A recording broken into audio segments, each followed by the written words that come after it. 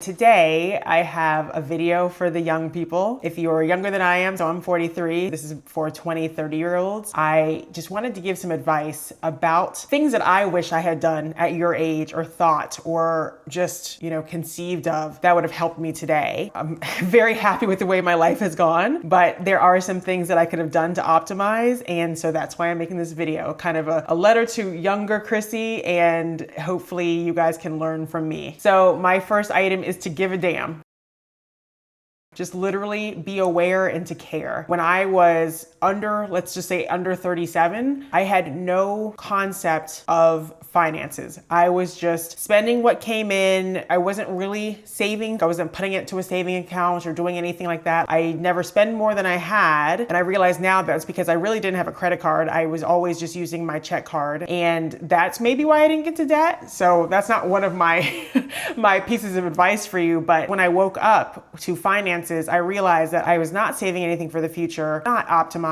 And I was 37 when I started thinking about that. And that is a long period of time to go through, basically middle-aged, where you are like, oh yeah, let me think about future me and what I might need. So the fact that you've clicked on this video in general, a video about finances and advice, means that you're light years ahead of where I was, because I had to scramble at my age to put things in place so that I could start saving. And the fact that you are already aware that this is important is great. Now, what's the next step? The next step would be to learn the habit of saving.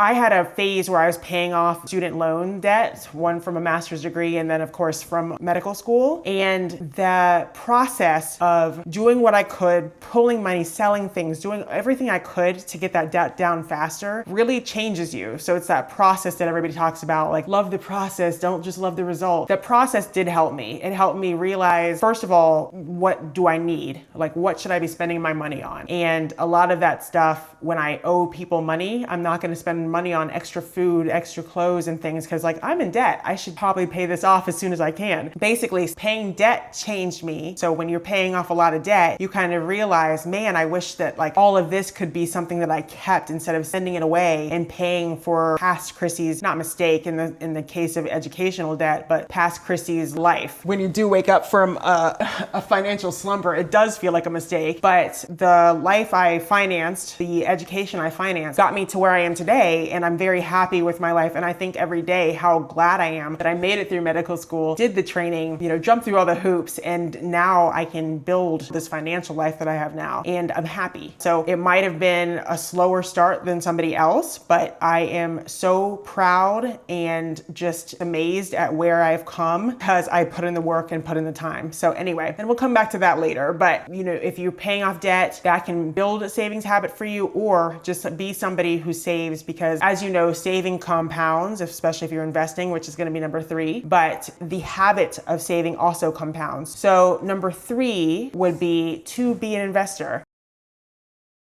Sometimes people get tripped up, like, what does it mean to invest? Investing in your 401k, getting yourself to the match, that is investing. Making sure you're putting it into whatever fund your job has, which might just be a target date fund because everything else is kind of crappy. 401ks are known for having crappy kind of investments, but that is investing. If every month, every pay cycle, money is going towards that 401k, you are an investor. When I think of what I would do if I were young and a 20, 30-year-old, and you have so many things that you need to spend money on, including having fun, which is very important, but you have so many things to spend money on and not a lot of money because you're beginning your career. I would focus, if I could go back to 20-year-old Chrissy or 30-year-old Chrissy who had no idea about finances, and just start with the Roth IRA. In 2025, to fully fund your Roth IRA, it's $7,000. So I would focus my money, other than getting the match on the 401k, whatever position you're taking, if there is a match offered, you would then focus on your Roth IRA and trying to get $7,000 in there. It could just be that you're getting into this habit of investing where you are sending like $20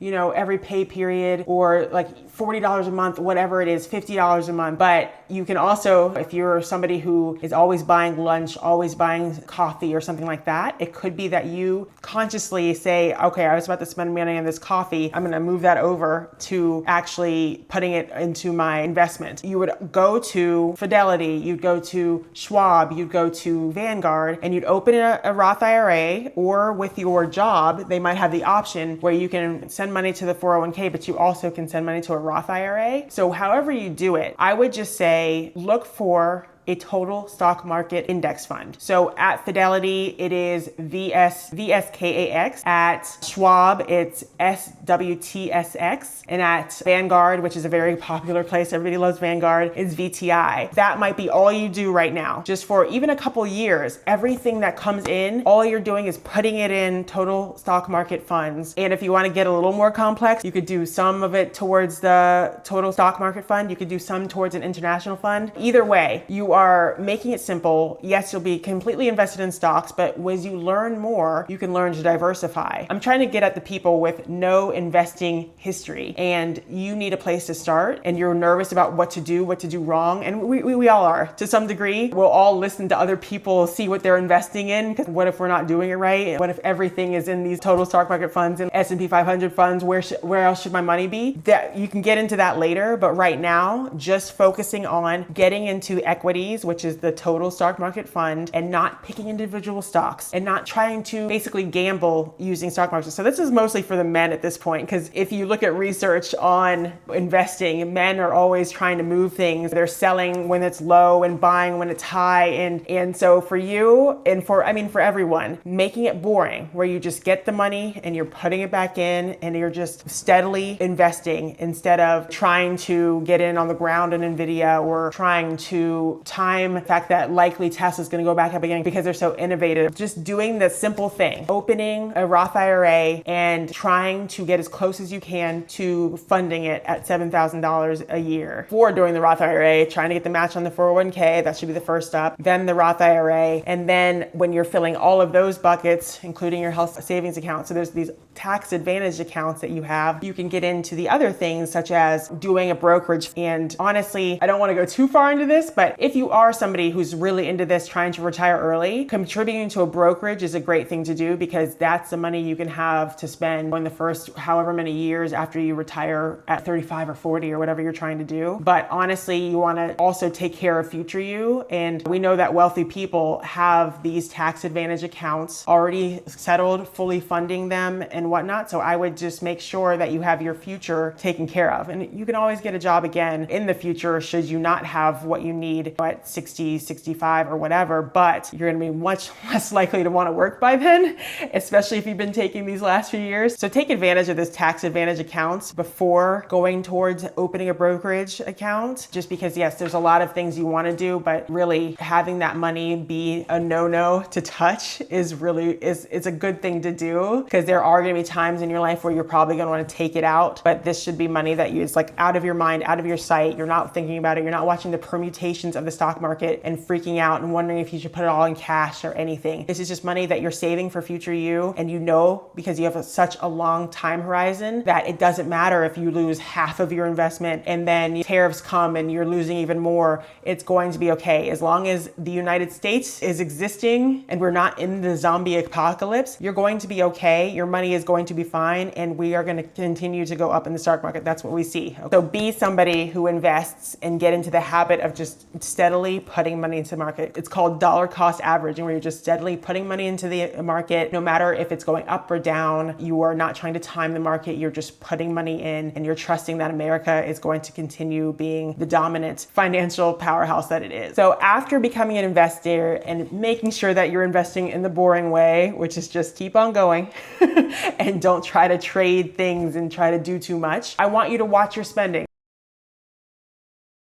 mean, it has to be said, live below your means. If you are saving, if you're building that habit, you are automatically sending money away, and you are building that saving habit, you're going to be living below your means because you're able to save money. But making a mistake of buying that hot new car because you want to impress women, if you're a man and you want to impress women, it's usually a car. If you are a woman, you are usually trying to impress other women by buying designer things, because men generally don't really care, especially if it's like scantily clad, you're fine. So just making sure that you are not living in that social media, look at this person taking all these trips, I want to take some trips too. This is what people do. We take trips, we buy clothes, we, do all these things and our money is stretched in 8 different ways. Just remember that spending money shouldn't be your source of joy, and it shouldn't be your hobby or your entertainment. You should buy things that you need, and just remember that it's hard in this time where it just feels like when you are spending money, it's like giving you joy, but it really isn't. It's just giving you a dopamine hit and making you poorer. Just think about trying to draw down that spending, trying to not impress other people. Think about every purchase and it's just like, is this for me or is this to show other people that I'm amazing?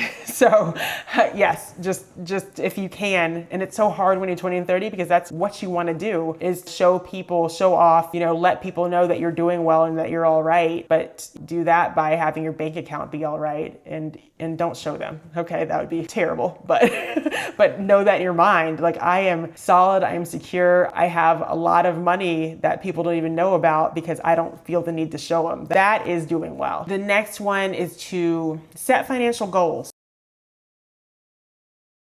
If you have something to work towards, you're always going to be a little more inclined to watch the spending and to live within your means, all the things that I want you to do. Whether it's like you've always envisioned buying a house in the future, you always envisioned an amazing, big, huge wedding, you want to take 3 trips a year when you're in your 30s or 40s, or even your 20s. If you have the goals, if you really know what you want out of this life, and if it is to backpack through Europe all the time and spend all your time abroad, you know that it does matter. Going to Starbucks every day is not going to help you get to your goals. And I know that nobody wants anybody to take away their coffee, and you can save a lot of money by not running out and just buying random drinks, buying random food, eating at home, saving on gas, not trying to just be out and about and spending money. You save a lot of money. So that if you have goals in mind, financial goals in mind, like saving a certain amount of money, being able to pay off loans, being able to pay for your own wedding, being able to take that trip to France and Thailand, whatever, then you are more apt to stay in the zone and actually not think, I need a new shirt, I need a new X, Y, and Z, because you know where your money should go and you're not trying to delay that goal. The last thing is,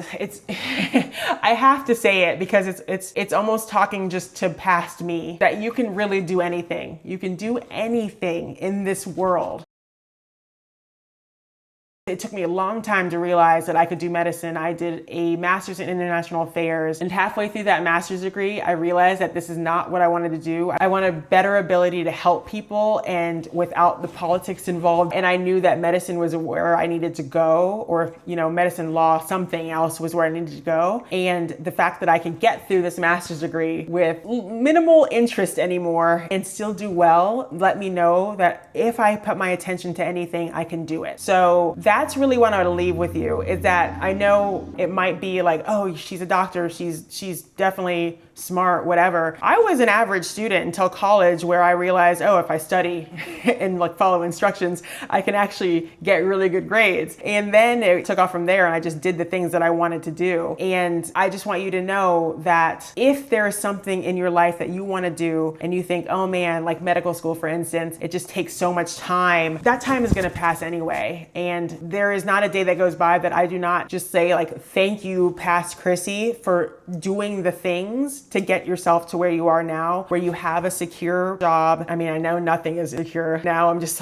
everybody needs multiple streams of income, but I do have a very secure job. I thank past me for putting me in the position where I have a great income and I can afford everything I want within reason, and I'm happy. Do the work. Of course, I have to say that everything that is great and important, it takes work. It takes a little sweat equity, but you can do it. I just really want you to know, especially you're watching this video at 20 and 30, 30, you are light years ahead of where I was, and you can be. And if it was all about money, you know, you're definitely going to be there because you're probably already saving. But if there's something holding you back from the position, job, whatever that you want to have in the future, don't even think about it. Continue working if you're doing it, and then start working if you're not, because anything is possible for anyone in this country. If you're American, if you're in the United States, you're very lucky. So just put your head down, grind, save money, educate yourself as cheaply as possible, but well, and just keep going. So I hope you're doing well. Please like and subscribe. Give me a little dopamine hit since I don't shop anymore, and have a wonderful, wonderful day.